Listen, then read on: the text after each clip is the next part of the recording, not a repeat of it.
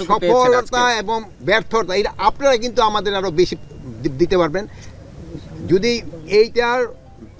জন্য মানে আমরা যেভাবে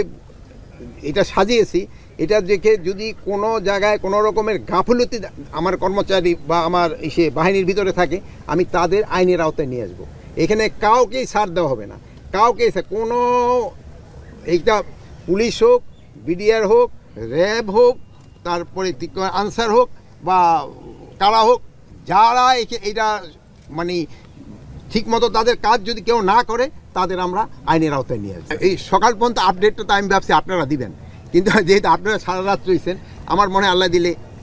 অনেকটা বনশ্রীতে কাল রাত আমার বাসার পাশেই হতে ছিনতাইয়ের ঘটনা ঘটেছে